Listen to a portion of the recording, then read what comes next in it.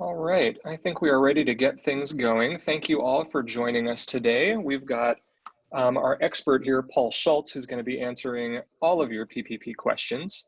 He'll be giving a brief little talk, just kind of overview of some information.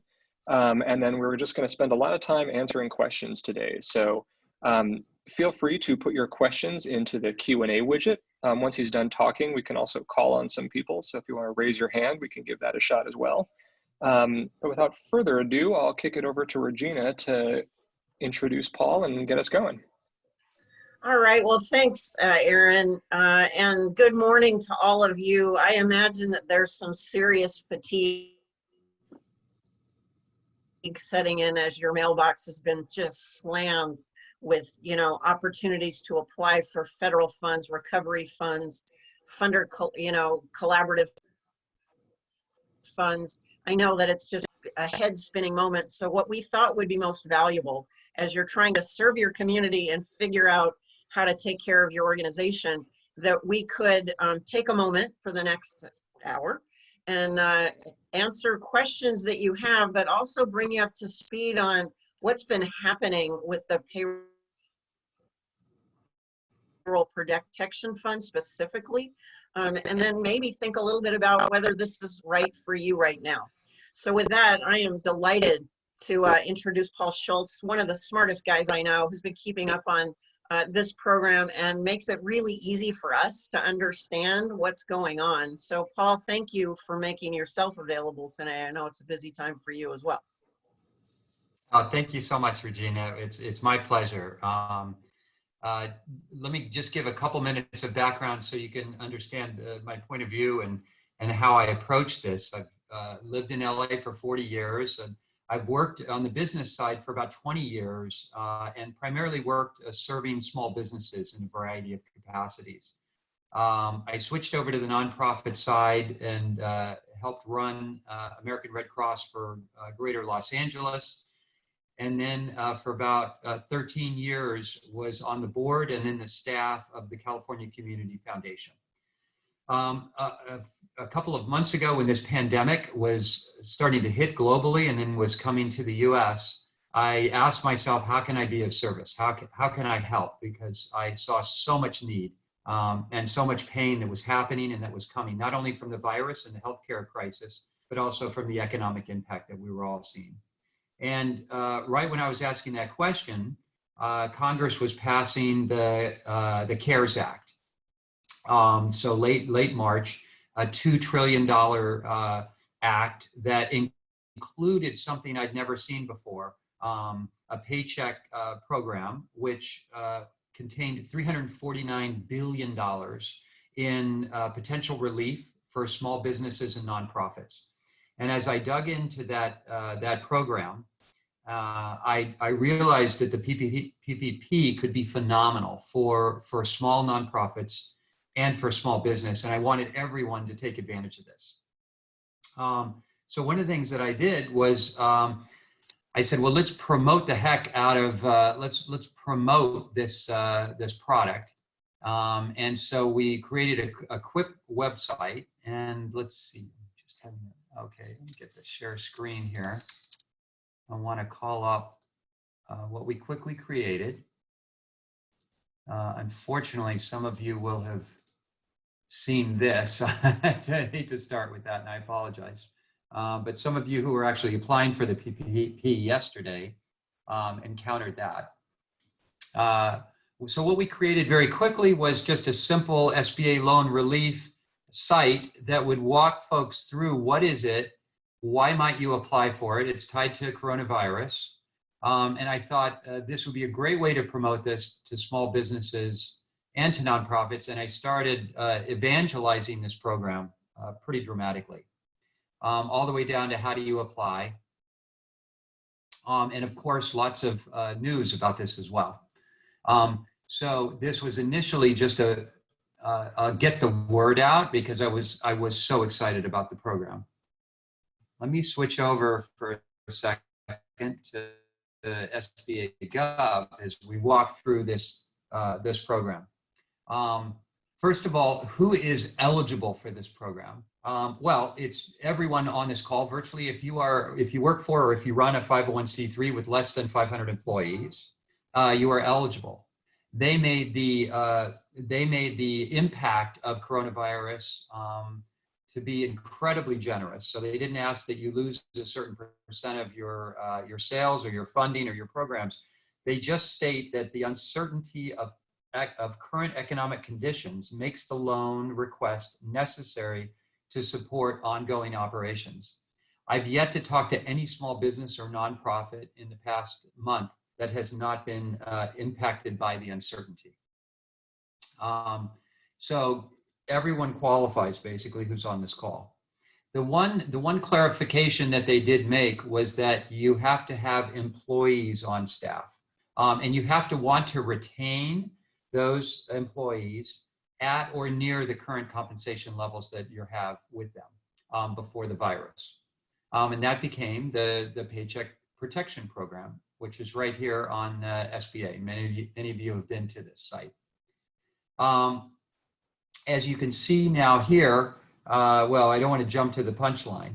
Let me just continue quickly on eligibility while I bump out of the share program here. How much can I borrow? You can borrow 2.5 times the average monthly payroll for your organization. And payroll is widely defined. It's wages, vacation. It can be health premiums. It can be employer, state, and local taxes. And for most organizations, you take a 12-month average. And that can either be defined as a 12-month 2019, or it could be 12 months before applying for the loan. Some of you are seasonal businesses, and there's some seasonal variation that you can use if you're only active for part of the year. Let me just give a quick example. Let's say there's 5 employees in your nonprofit. You're making, on average, fully loaded, about $60,000. So $300,000 per year. You divide that by 12, and you get about $25,000 per month. You multiply that by 2.5 times, and that's the maximum size of your loan. So in this case, about $62,500. The loan is extremely attractive. There's no interest to be paid for 6 months. The interest then becomes very, very reasonable, 1%, and the loan is good for 2 years. Doesn't have to be paid off for 2 years. The best part of this program is the loan can be forgiven. And you can forgive the loan if, when you receive the funds, you use the loan for the next 8 weeks for payroll. That could be 75% of the loan, and other direct costs that are approved, primarily rent and utilities. That can be another 25%. So the basic objective of the PPP is to restore people in wages for the next 8 weeks, to buy you time to see what's happening on the other side. You need to keep good records that you're going to submit to your lending institution to let them know that that is where the loan has gone. You turn in these receipts, and the bank has then 60 days to decide, do you have the appropriate paperwork? And if you do, then you get loan forgiveness. And that's the best part of the program. Your loan can literally be forgiven at that point. So when I saw this and started the website, I thought, fantastic, let's get the word out. But getting the word out has not turned out to be the challenge. Most people are aware of this program that I'm reaching out to. And they have the necessary documentation, they have employees, and now they're desperate to apply. Well, let's quickly review how that has gone over the past 2 weeks. I want to say that there have been huge pluses and minuses to this program from my perspective, having dug into this deeply the last 3 weeks. On the plus side, there's been unprecedented speed and size of this program. I don't know that the government has ever rolled out a $350 billion program as part of a $2 trillion program. And remember, the CARES Act was just passed in March 27. Open enrollment just started April 3rd, literally April 3rd. We're here at April 16, and we've just been told that the whole $349 billion has been allocated by the SBA. That's been given to about 1.6 million businesses and nonprofits. And that's a pretty phenomenal achievement. I'm quite certain that more money will be added, that there will be a phase 2. There's some argument in Washington, D.C. on that right now, but I think most people are confident that more money will be added to that. There are currently still 700,000 applications that are in the queue that have not been funded by the SBA. Some other good news is 70% of those loans are for $150,000 or less. So it truly is hitting some nonprofits and truly small businesses. Let's talk a little bit about the minuses of the PPP. The SBA was unprepared for the quick timing and the volume, the avalanche of applications coming their way. In addition, the program works through lenders. The lenders were not prepared for the volume of this program, and they did not get clear guidance on rules and regulations around this lending program. Some of the fundamentals didn't even arrive until the day before the program started. With unclear rules, there was also a lack of clarity on liability for the banks, and the banks had been stung in the financial crisis in lawsuits from the federal government, and they were nervous about other lawsuits from this program, particularly around those that might default or give incorrect information on the applications. I'd say part of the minuses of who is getting the money, the best customers and the largest customers are getting the money before a number of the people that are on this call, and that's unfortunate. There's no standardized documentation that was provided to the banks, so they had to make this up bank by bank, which means different borrowers on this call may be providing different information to their banks depending on what they are requiring. Probably one of the biggest issues is the system just simply couldn't handle the demand, and there's a tremendous lack of clarity that most people have going through this process. SBA relied on an antiquated, what they call an E-Tran system, which communicates between the lender and the SBA, and that E-Tran has been up and down. And many of the items have to be manually submitted to the SBA, which is kind of crazy when you think about the volume that we're dealing with here. So quite a few of you and many, many small businesses that I've talked to are stuck somewhere in the queue, but they don't know where they are in the queue. Many others have been stuck without a lender. And one of the biggest problems is if your bank did not work with you, then you entered an Alice in Wonderland experiment to try and find another lender who would take you on. And that has been incredibly problematic. So for 1.6 million borrowers, they're in pretty good shape. Many of them don't know it yet because they're just being talked to by their bank that they have received funding. Very few have actually received the dollars. So I'm just starting to hear about money that is coming into bank accounts. I heard a couple of small businesses tell me that yesterday. So the money is starting to trickle in. And they are supposed to lend that money out within 10 business days of getting the approval from SBA. But here's part of the challenge. If 1.6 million small businesses and nonprofits have received funding, there are 30 million small businesses in the country and 1.6 million nonprofits in the US. So of those, 31 million who are eligible, only about 7% have actually received the PPP loan. So 93% have not been able to access this, and yet they're eligible. As I said, the system favored the well-connected and the larger businesses, those that had a strong personal banking relationship, and those who were larger. We've recently learned that 3,000 companies received $5 million or more from this program. And there's nothing wrong with it, they're eligible. But if you're getting a $5 million loan, that means your payroll is quite large. And it kind of stretches the definition of a small business. So I guess my fear is in all of this that it's not an awareness. Awareness is not the issue. You know what you need to be doing. It's you're either stuck in a queue somewhere or you can't get in a queue because your bank doesn't recognize you as a business relationship. That to me has been the biggest problem. So in terms of what does that mean for my NGO and what should I do going forward? you know, I hear a number of times, several questions come up. One is, we've applied, but we're not hearing anything back from the bank. What should we do? It's incredibly frustrating. And the advice that I've been giving and others have given is you just need to stay in line. Even if you're not approved for this round, almost certainly additional funding will be coming, and you need to work with your lender on accessing that money. You can't go direct. What do I do if my bank said, we don't have a business relationship, we're not working with you? Or in many cases, a number of small businesses here and around the country work with Wells Fargo. Wells Fargo had a uniquely difficult situation. They had restrictions on how much capital they could grow from some of their prior transgressions around opening accounts that were not wanted by customers. As a result of that, they could only lend out $10 billion as part of the program before their capital was basically used up.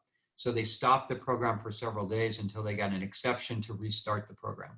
I know a number of businesses and nonprofits that are in the queue with Wells Fargo, but Wells Fargo has taken a pause on their application process. So that's also particularly problematic.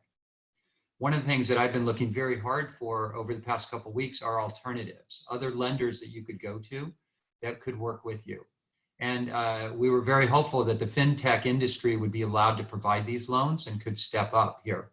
That has proven to be very problematic and very slow.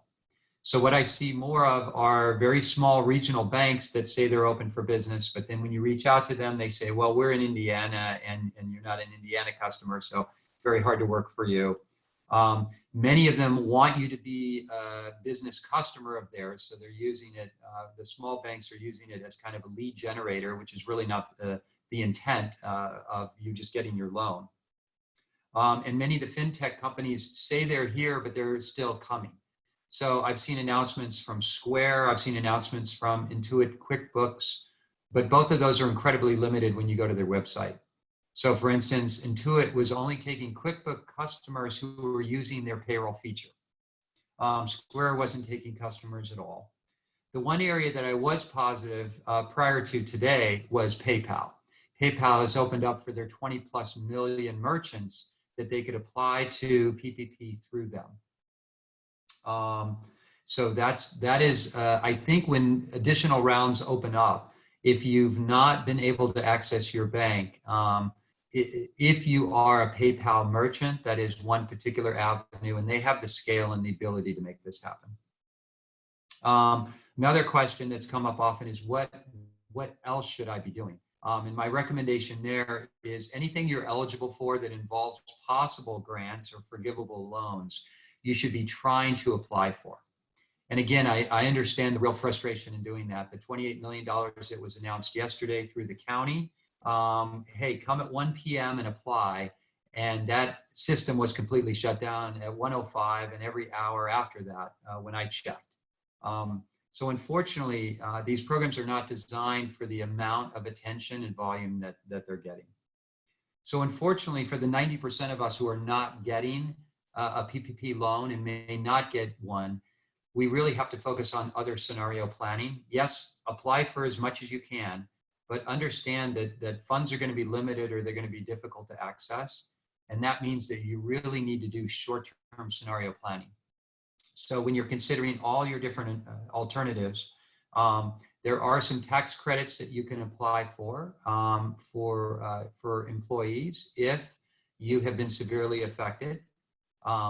A number of businesses that I work with have furloughed employees, and that's true for some of the major corporations as well. The advantage of a furloughed opportunity is you can still get your health benefits, but you can apply for unemployment. The unemployment insurance is particularly generous right now for the 4-month period because the federal government is kicking in funding as well as state government. So that is an area that most nonprofits should be considering, unfortunately, because again, that's a source of funds. I guess one of the scenarios that's difficult for me, I was hearing from an owner of a preschool yesterday, and she was telling me that she's going through all of her reserves, continuing to pay her teachers at the current salary and hoping that she gets a PPP loan. but she's not heard anything back from her bank, in this case, a credit union, and she's not sure if she's going to get that money. She's going to be in a very difficult situation if she does not end up getting a PPP loan, and she's used all of her reserves for basically 2 months of teacher salaries. So I understand she's in a no-win scenario, but that's the kind of stress that nonprofits and small businesses are being put under. So as many of you know, funding stopped today from SBA. The $349 billion, according to SBA, is allocated. Most are not taking new applications at this time. So if you have your application in, you kind of have to wait and see if more money is made available, and then the process will continue. If you haven't applied for it yet, and it still sounds like a program for you, I'm happy to talk to you more about it as we consider which lenders you might go with. So terrific program, hard to access, unfortunately. If you've gotten the money, it can really help you out for the next 8 weeks. Just make sure and do your paperwork correctly so the loan is forgiven. But for those who haven't been able to get that loan or haven't heard back yet, it's a very challenging time. It is incredibly dynamic and fluid. Information changes just about every day, and we'll have to hear day by day if the program gets additional funding. So let me open it back up for questions, and I think Aaron, you're going to moderate some of the questions. Yep, we've got a bunch of questions, some that came in advance, some that are queuing up here. First one, you've spoken to this a little bit, but curious if you could elaborate a little more. The question is about just, the fund money being allocated today, and curious if you can speak to kind of what people in different positions should do. If you haven't applied yet, if you have applied and are in the queue, if you've been rejected, just kind of like what you should do where you are based on that knowledge that it's depleted now, but will hopefully be repleted again soon. You bet. Well, my strong advice would be stay in with the lender that you're in. If you've gotten your application in and they've told you that your application is complete from their perspective, the ball is really in their court, and it's in Congress's court to add additional funding. So I would say absolutely just stay the course. Keep your application in, and we just have to see how developments play out. There's no harm in leaving it in. If you have not applied yet and you think that this program does work for you, you should absolutely consider it. The bias is to work with your existing lender. So you've got to see if it works with your bank. They will not take an application at this point because they're waiting to see what happens in Congress. So what you should be doing there, if you feel like you qualify and you can support your staff for that 2-month period, make sure you have all of your documentation that the bank is going to require. And you can find a lot of that documentation on the SBA website, and a number of the banks have published online what they're requiring. There's some very simple checklists that a number of them have, but a lot of it involves payroll because they want to verify that 2.5 times number that you're using. So they want to see some verified payroll records from whatever payroll system you use as a small nonprofit. So gather the information and be ready to pounce if additional application availability is opened up from the banks. I think the other important point on that, Aaron, is you cannot count on this money. If you haven't heard back that your loan has been approved by the SBA, and I would say, give it a few more days because that information will go from the SBA to the banks. But if your bank has not told you over the next several business days that you qualified and you've got this loan, you have to do contingency planning as if you're not going to get the loan. So I would strongly recommend that you on a very short-term basis, decide what are we doing as an organization if we don't get that loan, because that to me is a very real possibility. So if you haven't applied yet, are most banks not accepting new applications now, or are some accepting, letting people into the queue, assuming that more money is going to be coming, or is it different for each bank? Almost everyone is stopping their applications at this point. And we have to understand the program a little bit. This was thrown on the banks very quickly. Most of them are not making money on this program, unfortunately. They're getting reimbursed a little bit from Treasury to run the program, but it's a bit of a lost leader for them. And that's one of the reasons that they really focused on their existing customers. This was really customer service from their standpoint, as opposed to something to attract new borrowers. So you've got to start with your existing bank relationship, but most of them are going to freeze right now until they understand that more money is being allocated from Congress, and maybe even they will wait until they process all the applications that they have in the queue right now. Many banks were oversubscribed, and so they will want to get through their backlog before they accept new applications. So have your materials ready, but just understand that it may be a while before that process opens up again. The exception I would make to that is I have a lot of respect for PayPal as an organization. And they're certainly different from a number of the intermediaries who are promising you they can help you with your loan that I'm seeing on LinkedIn and Twitter and Facebook and other places. I'm a lot more suspicious of them because I just don't know their reputation. But at PayPal, we do know their reputation. We know their size and scale. And if you do happen to use them for merchant services, if and when this opens back up again, PayPal was open for business until today when the money ran out. So if that money opens up again and you have a PayPal merchant account, I would certainly check that. On that question of other places to apply, and this, you may have already answered this with, obviously you should start with your banking relationship first, but a couple questions there of, can you apply more than once through different banks? And somebody who had mentioned that they had applied through cabbage.com, which I think we had talked about on one other webinar that the New York Times had covered, that they seem to be a legitimate lender, but just kind of curious about more than one application, kind of trying other places, or is it all that you should just wait now because it's depleted? That's a great question. My bias is to stay with your lending institution. If your lending institution took your application, I would stick with that lending institution and try that. I know a few who have tried multiple lending sources, and I've yet to hear a good success story from that. So I think the odds are really against you when you start to spread your bets. Now, an exception to that, if you have more than one banking relationship. So I know of one nonprofit that was turned down by their bank, but they had a credit union relationship, and the credit union was accepting this PPP. They went with the credit union and they got their application in, and now they're waiting with their credit union. So if you have a lending relationship, stick with that. If you don't have that lending relationship, or they don't consider you a business, or they're not taking your application, that's when I would look at alternatives. I wish I had better answers for you in terms of alternatives that would take your business if things open back up again. Cabbage has advertised themselves as one who will take your application.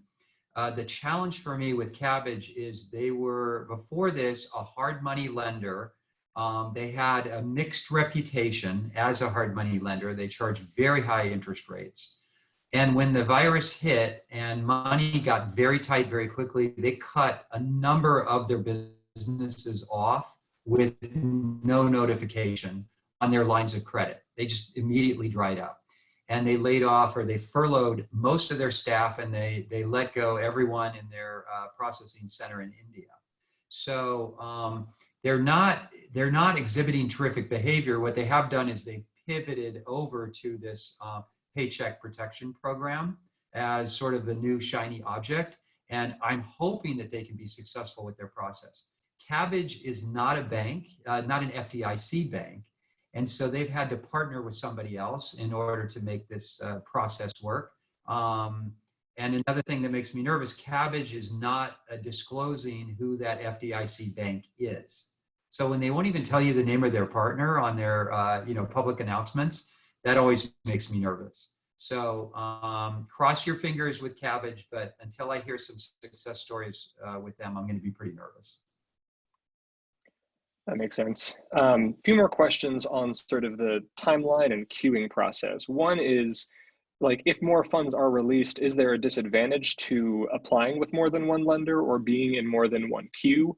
And similarly, like, if you are in a queue for a current bank right now, do you have to apply again to be considered for future rounds of funding, or like, is the queue the queue?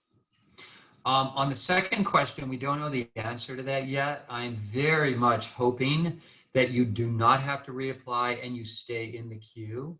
That seemed to be the implication from the SBA when they said that they still have 700,000 pending applications. They're really hinting to Congress that they want more money for those pending applications. Let's not restart the process.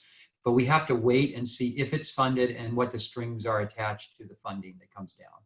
So unfortunately, we have to wait a little bit to see what the process is. In terms of the multiple lenders, I know it's a lot of work to apply in multiple places. I still have a strong bias for picking one and seeing if you can get through on one. I have not heard that you'll be disqualified if you apply to multiple places. It's just the places that will take you tend to be the most suspect. So I think what you're going to get from them is a lot of upselling and a lot of other products that they want you to take. I've heard of one bank that said, "Oh yes, we'll take you, and we want you to open 2 accounts. One regular account and one PPP account." Well, that's not the spirit of the program, but that's what that one bank is doing to try and get new customers. So I would strongly suggest that you really try to limit it to your one lead lender, and if that one is not working, go to an alternative. That makes sense. A few questions on more sort of the basic questions of PPP and sort of what Sure. is and isn't eligible. One question here of, can you point people to a place that has more details on what qualifies as an approved or eligible PPP expense?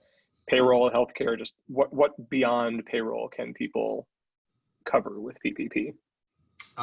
Yes, there's a really good summary from the U.S. Chamber of Commerce that I really like. It's a 4-pager, so it cuts to the chase pretty quickly, and they identify on there what expenses can be forgivable on this loan. So if you look at the U.S. Chamber of Commerce and you look at their PPP site, they've got a 4-pager that's extremely helpful, and maybe we could even post that after the call for folks to see. And there might be 1 or 2 other pieces that I can dig up. But I'll tell you, in most of my research, it's been very straightforward. It's that broad definition of wages that we talked about earlier. And then it's some non-people costs, rent and utilities, as long as that's not more than 25% of the loan value. They want this primarily to go to keeping staff on board. But those are really the 3 areas that they focus on. And there's a bunch of others, paying your receivables, paying your memberships, other things that are not allowable expenses and you should really stay away from on this particular loan. Gotcha. One more question on that front. Somebody here asked, is it safe to assume that we can't use PPP funds for loan forgiveness purposes for salaries that are covered by contracts or grants? That's a great question, and I don't know that. The thing I know is you cannot borrow from the government and pay the same expense twice. So they have a economic injury disaster loan, for instance. Some of you know it, EIDL. They are fully subscribed as well, unfortunately, and that's the one that offered teasingly for a while and almost cruelly $10,000 that could go to your nonprofit if you just apply for the loan. The stipulation in the EIDL is you would not use that loan for the same expenses that you're using the PPP money for. So that is explicitly stated, Aaron. You can't use that for the same source. It is not clear if you are grant funded that can't also be a reasonable expense from PPP. So that the law is, from what I've seen, it's very unclear as to whether you can do that or not. So I would really advise you to talk to your CPA or your accounting firm about that before you make that. Now, the spirit of it, I will say the spirit of it is to keep folks employed. So if that person is already employed through a grant that is continuing through the virus, the spirit of the program is not really to focus on them because they're already being paid from that grant that was achieved previously. It's really to pay for those who you can't pay for because your money is dried out. So, you know, grants have not really stopped because of the virus. At least existing grants, if they're already with your organization, you're paying out for that employee. So the spirit of it is probably not to use it for them. Gotcha. Diving into a few more specific scenarios here, I tried to kind of group the overall, high-level questions, and then we had a handful that are a bit more specific to different types of organizations and independent contractors and seasonality and all that. Yeah. One here is an interesting one. I thought their bank required them to provide their social security number and home address in the PPP application. Is this person personally at risk if the loan is not if it does not end up being forgiven? Excuse me. No, you are not liable for the loan. It is a no recourse loan, so you are not personally liable for that loan, and the organization is not personally liable for it either. But what they do caution in the 2-page application that did come out from the SBA is you cannot knowingly misstate anything on that application. You cannot lie, you cannot fib, you can't stretch the truth.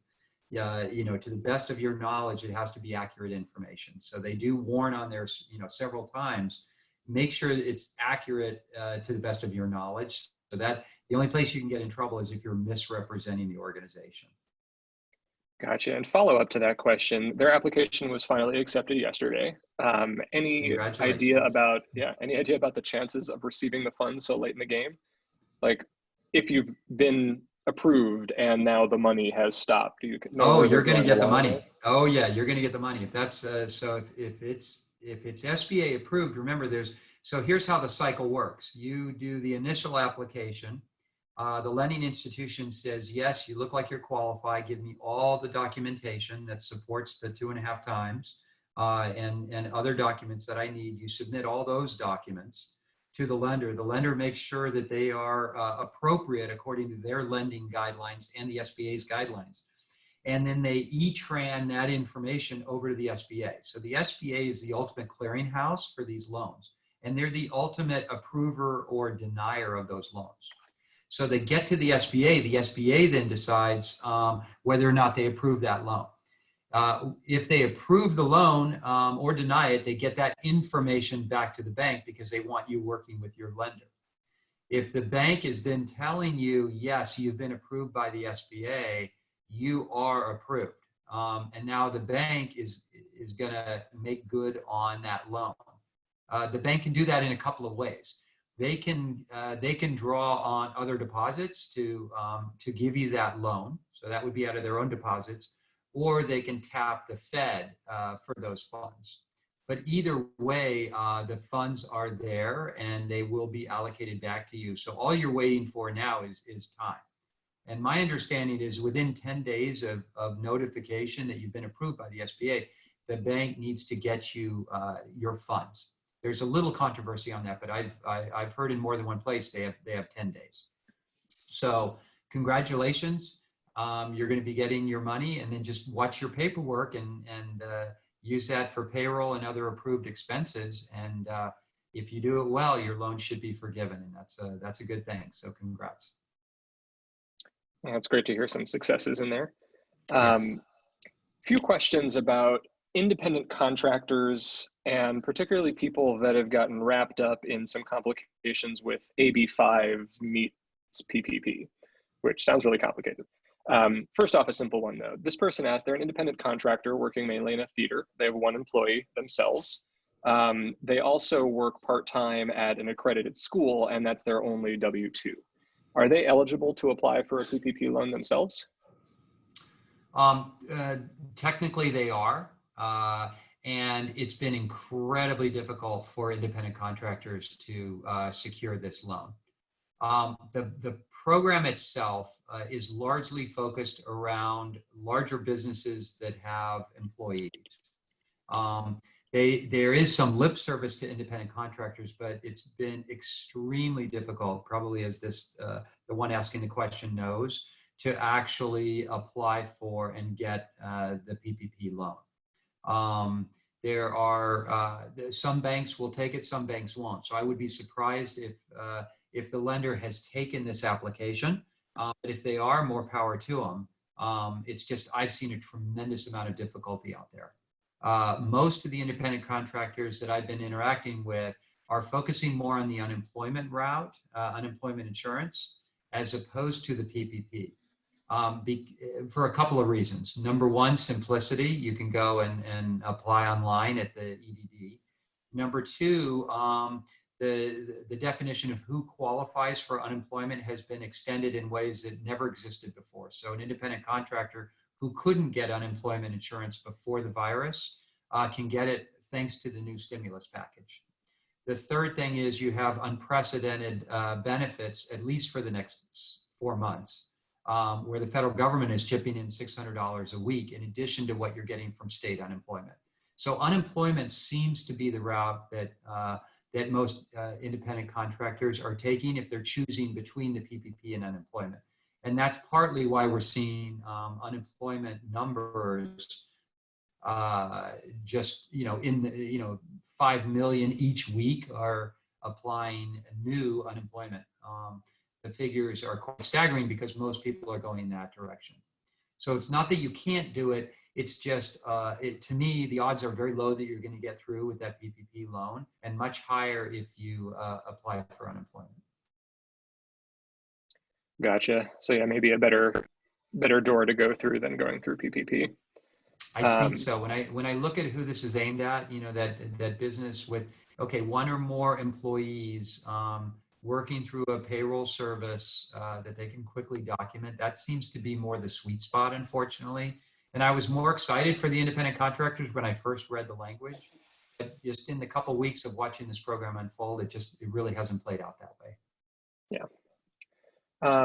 Okay, here's a complicated question. I'm going to do my best to lay this out as simply as we can, but it sounds like a complicated situation. This is coming from Matt, who works at a theater company. In 2019, their theater had about 150 independent contractors that needed to be converted to seasonal employees in 2020. They haven't filed their 2019 taxes yet, but they'll have a Form 940 that includes, one employee from November and December, and then, all of their other 1099 employees for all the artists. In 2020, they have 3 regular administrative employees and occasionally produce shows, but they've been pretty, shut down now and aren't going to be able to produce a show for quite a while. So I guess their question is kind of what documentation do they need to submit for PPP? They're feeling a little stuck because they don't know if they fully fit into the guidelines laid out for the PPP program, or at least that AB5 is really complicating that process. Curious if you have any words of wisdom. Boy, that's you're in a really interesting situation, and it's fairly complicated. And as I'm not a CPA, I want you to work with your accountant or your CPA to really go through the specifics of that. I don't want to opine on this and give you information that's not going to be helpful to you. So that is a really tricky situation, not only because of the independent contractors, but also because of the extreme seasonality of your business and then switching to full time. So again, rather than speculate, please talk to your accounting firm or your CPA. And if you don't have one, reach out to a friend or someone who is a CPA and is well versed in this, and see if you can get some very specific help, because that is a complicated situation. I'm hoping that the independent contractors that are part of that theater company are applying for unemployment benefits, because again, that's one of the advantages of current unemployment benefits is that they're eligible, and they would not have been eligible previously. But for the actual theater company, there does sound like there's an opportunity to apply for a PPP here. And it's got to involve employees though. So the part that's super tricky is they weren't employees last year when you're looking at the average wages. So I can see why it's a very tricky dynamic. You almost want to use the employees for 2020, those 3 employees that you have, but you're not a new organization, so you can't just take January and February. So you're going to really have to rely on a CPA there to get you through. The one thing I would say though is, work with the CPA, and it's hard to get these loans. So there's no harm in putting in an application based on what the CPA recommends you ought to do for your average payroll. The bank is going to have to look at that and approve it, as well as getting the CPA guidance. So you've got a couple of checks and balances to see, do they agree in this tricky situation how you're applying for it. So I would still apply, but I would get the CPA and the lending institution to agree that you're calculating it the right way. Yeah, a similar question from another person here. They've got 5 full-time employees, 20 part-time teaching artists, some of whom only work a few hours a week, work other jobs. Do they have to hire all of these people back? Paying the part-time people, would impact their unemployment benefits because they have other jobs. They want to hire everybody back, but can they make a few of them full-time to, meet their historic payroll expenses and be forgiven? Also, they're with Wells Fargo and was only able to apply yesterday, and there are no humans to talk to. Oh, wow. Okay. Yeah, that is really interesting. The Wells Fargo has been quite challenging because they're probably further back in the queue than a number of others are, just because of that stop and start that they had. So it would probably be some time before they even hear or get a loan. So for sure, they need to do some short-term contingency planning.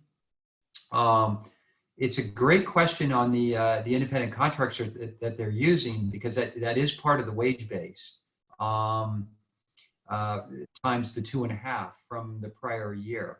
For sure, the 5 employees that they've got would be eligible. So you want to restore their compensation for the 2-month period if they were to get the loan. I would want to work with their CPA to see what the impact would be on paying those independent contractors versus unemployment benefits, because you're right, there will be a trade-off there. If they are getting paid, they potentially can get less on their unemployment, and you want to see how that weighs out. So that is also a tricky situation. Again, as we're seeing in these examples, the PPP doesn't work as well with independent contractors as it does with full-time employees. It's one of the challenges of the program.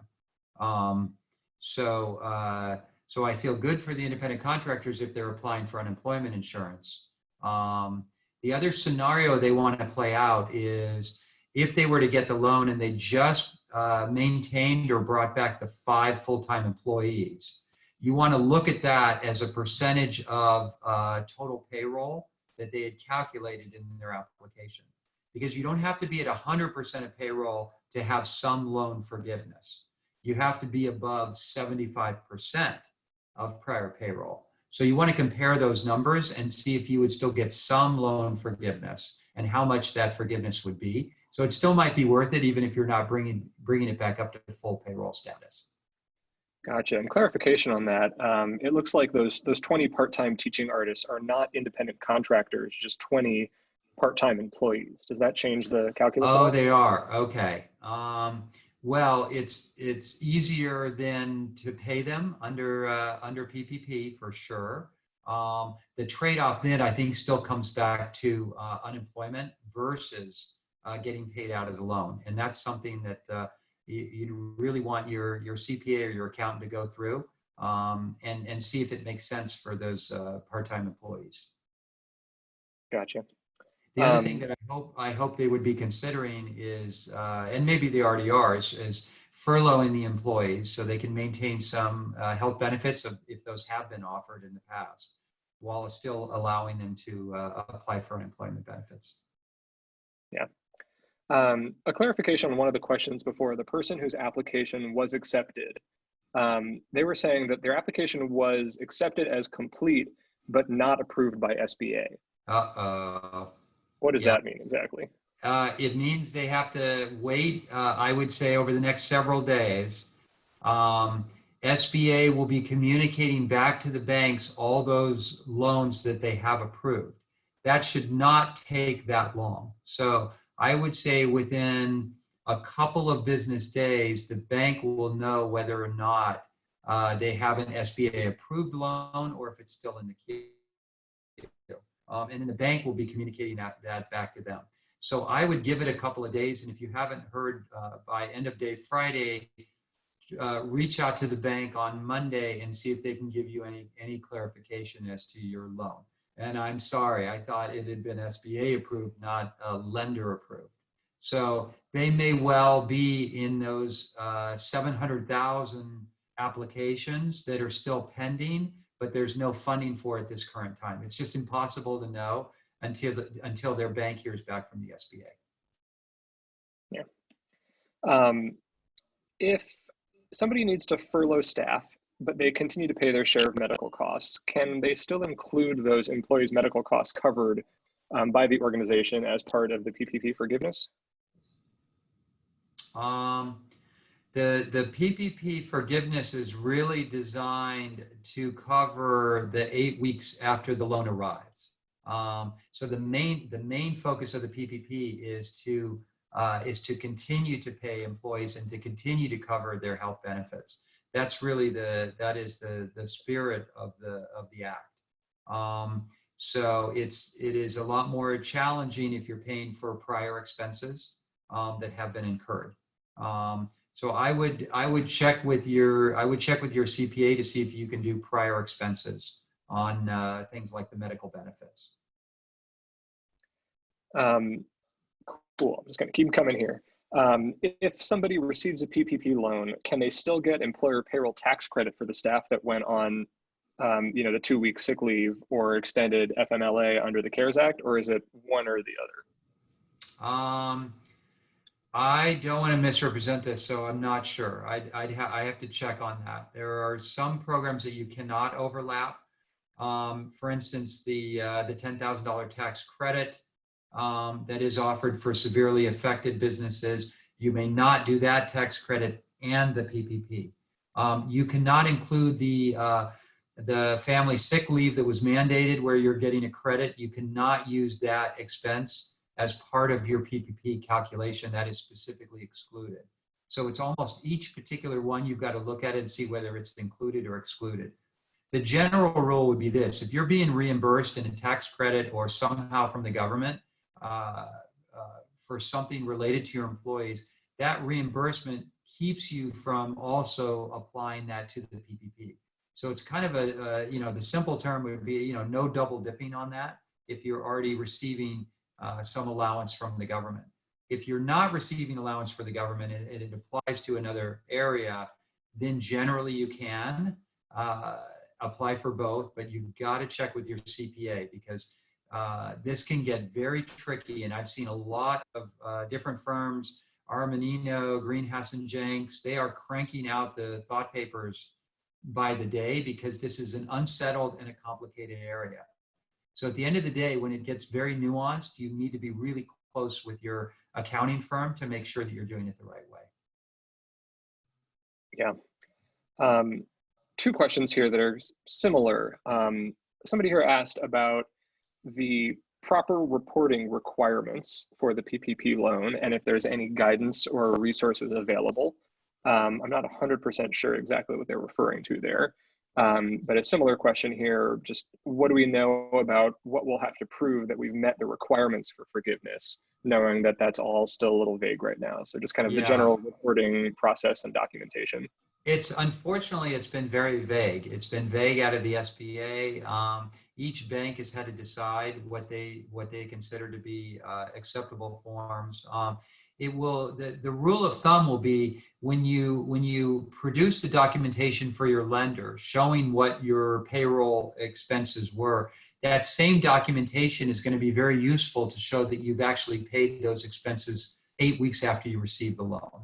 So if it's payroll receipts, if it's working with your vendor, if it's ADP, if it's tax returns, if it's 941s, whatever forms that you're using right now to either give to the IRS or that your payroll service is providing, that's the documentation that you're going to want to have.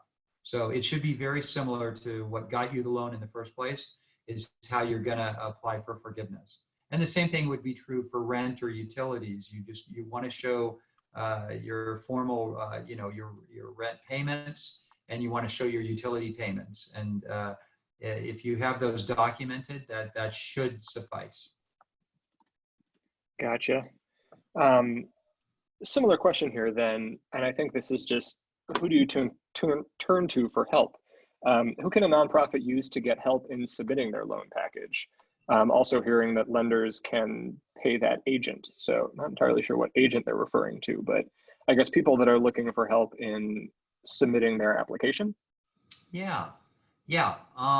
There are, I would love for you to start with whoever does your accounting. And if you have any support for your nonprofit from a CPA or an accounting firm, that's absolutely the first place to start. If you don't have that, you're really small, then you need to get a CPA who's on your side, who is willing to spend the time and focus on your books and your payroll, that can gather that information. Unfortunately, it does cost them time, so they're going to have to either do it on a pro bono basis, or they're going to have to look to you to help fund a little bit that process. But it's very problematic if you don't have a CPA or an accounting firm that's helping you with your books. Can whoever helps you receive some reimbursement for that? Yes, they can receive some nominal reimbursement on the loan application. So you can, if you worked with a CPA, let's say, to help get your documentation together, the PPP, the provision actually excludes them from charging you just to work on the application. They can charge you as a regular CPA to help you with your books. But if they're literally just helping you apply for the PPP loan, they can become a registered agent for you. And that is right on the 2-page application that SBA gave to the lenders. So within that 2 pages, it asks, is there a registered agent that you've worked with to help prepare this loan? You could then put that CPA's name on the 2-page form that says, yes, this particular CPA helped me. And then they would help vouch that the application is something that they put together. If they do that, they are eligible for 1% of the loan value. The CPA is eligible for that 1%. So if you got a $20,000 loan, they would be receiving $200 for that. So it's not a lot of money, but it is something. That 1% does not have to be paid by you, incidentally. That is actually paid by the lending institution. For the smaller loans that are under a couple $100,000, the lending institution receives 5% from the government for pulling that loan together. So of that 5% that they will get for every loan processed, if there was a representative agent, they give 1% of that, they give 20% of it to the representative. So that will help the CPA a little bit. For very small loans, as you can see, the dollars won't add up very much. It would go very quickly. But yes, you can get a CPA to help you, and they can facilitate this loan process with you. I think it's also worth reiterating at this point about scam artists that are out there and people that are offering to help with your application in exchange for a $1,000 application fee or something. So curious if you can draw the line there a little bit from, somebody who's trusted that and have worked with before, or somebody that you haven't who's legitimate and can help you process your application versus people that are preying on this program. And how do you make the distinction there? Yeah, well, I would absolutely start with folks folks on your board. in your organization, you will know CPAs who are in LA and can help guide you in this path. I would much prefer you go that route as opposed to going with someone that you find on the internet. That to me is a very scary path. It's doubly scary if they ask you for an upfront fee, because the guidelines from U.S. Treasury specifically prohibit them from charging you a fee to facilitate your application. So they're they're in violation of the Treasury terms on that alone. So I would not go with anyone who advertises an upfront fee to help you with your application. I would only go with either pro bono, your existing law firm, a CPA that you know, someone who's trustworthy and can really help you through the process. Yeah. We've got a few more questions here. We're going to keep going until we've got no more questions. So if you have any more questions, please submit them now. But a few more to get to. I think this refers to people that are in the queue now, but say that if loans that are approved fall out due to documentation errors, like, will that free up money for other people in the queue? Is it possible that, with all the funds that are dispersed now, that some of those loans won't end up going through and people that are in the queue will be able to access them?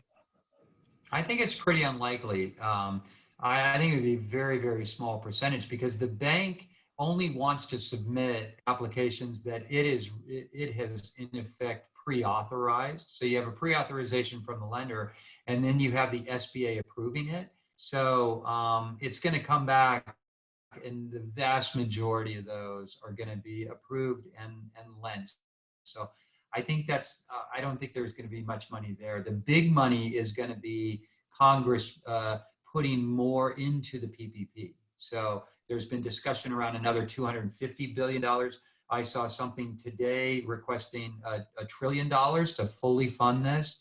And that's why I want everybody to stay focused on this, because if they fund anywhere between $250 billion and $1 trillion, there's going to be a lot more small businesses and nonprofits that are eligible for this. The other thing that's good about that is most of the really big small businesses will have applied and got in line first, and will have pulled that money out. So I think in subsequent rounds, we're going to see the average loan size decrease, and therefore it's going to go to more borrowers. Gotcha. Here's another person whose application was approved by the SBA. Congrats. But their bank is not sure when the loan documents will be ready, or when they're actually going to receive the funds. Is there a time frame for receiving funds? How will the funds be dispersed, a lump sum versus incremental? Any insights there? I've seen in the small businesses I'm working with who've received their loans, they've received lump sum.